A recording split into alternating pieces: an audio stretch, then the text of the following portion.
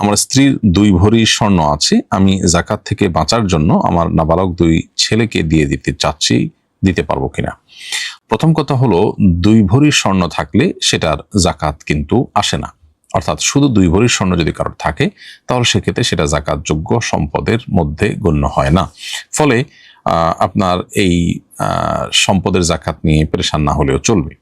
দ্বিতীয়ত কথা হলো যে 2 ভরি স্বর্ণের পাশাপাশি যদি আপনার অন্য কোনো টাকা পয়সা থাকে বা অন্য কোনো ব্যবসার মাল থাকে, যেগুলো একত্র করলে বা অন্য যাকাতযোগ্য মাল যদি সাথে থাকে, সেটা যদি একত্র করা হয় তাহলে সেক্ষেত্রে উভয়টার যে সামষ্টিক মূল্য সেটা যদি 52.5 ভরি রূপার সমপরিমাণ হয় তাহলে কিন্তু যাকাত আবার প্রযোজ্য হবে ঠিকই।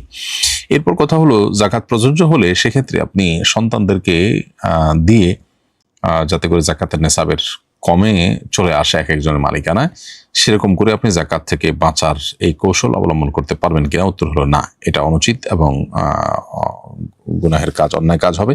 তবে যদি এরকম করেন তাহলে সেক্ষেত্রে ঠিকই আপনার উপরে যাকাত বর্তাবে না। এরপরে প্রশ্ন হলো, আমার স্ত্রীর পিরিয়ড শেষ হওয়া মাত্রই তার বাইপাস হয়, সে ফরজ গোসলের সুযোগ পায়নি। এখন অপারেশনের পর বেশ কিছুদিন পর্যন্ত গোসল করা অত্যন্ত ক্ষতিকর ও নিষেধ। এমত অবস্থায় সে কিভাবে নামাজ ইত্যাদি আদায় করবে?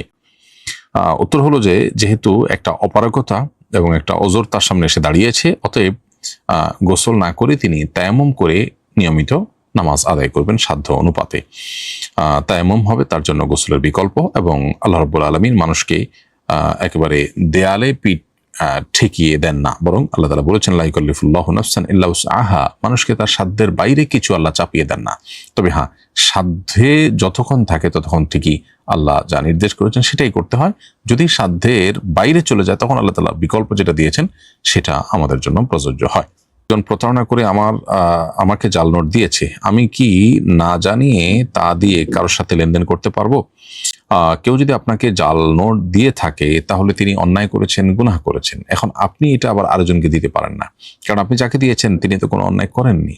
যে আপনাকে দিয়েছে আপনি তাকে যদি আবার দেন তাহলে সেটা জায়েজ হতে পারে, কিন্তু যে আপনাকে দেয়নি এরকম একটা মানুষকে আপনি দিলেন তাহলে তার তো কোনো দোষ নেই। একজনের দোষ তো আরেকজনের ঘাড়ে আপনি চাপাতে পারেন না, তো এই জন্য এটা জায়েজ হবে না।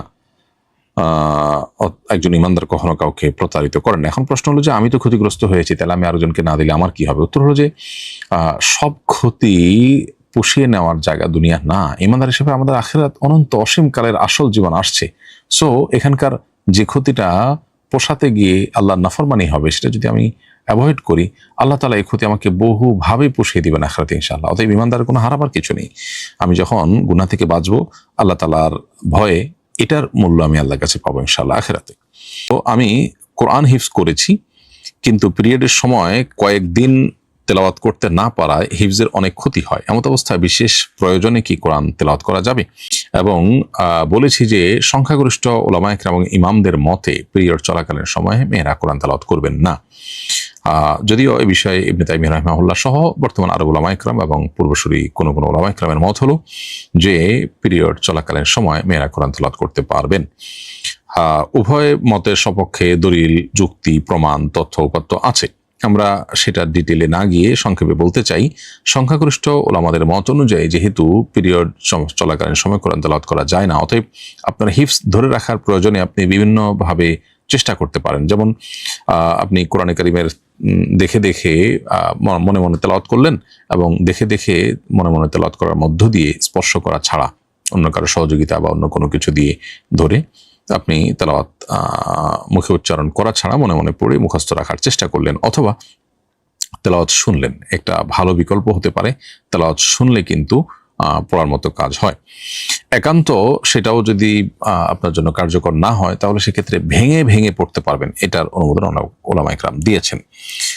আর সৌদি আরব উলামা ইকরামের মতে এটি মাসিক অবস্থা করা যাবে, কারণ ওনাদের বক্তব্য হলো যে বেশিরভাগ হাদিস যেগুলোর আলোকে জমহুর উলামা ইকরাম বা সংখ্যাগরিষ্ঠ উলামা ইকরাম পিরিয়ড চলাকালীন সময় কোরআন তেলাওয়াত করতে নিষেধ করেন মেয়েদেরকে, সেগুলোতে মূলত গোসল ফরজ অবস্থায় কোরআন তেলাওয়াত করতে নিষেধাজ্ঞার কথা বলা হয়েছে, মাসিকের কথা আলাদা করে বলা হয়নি।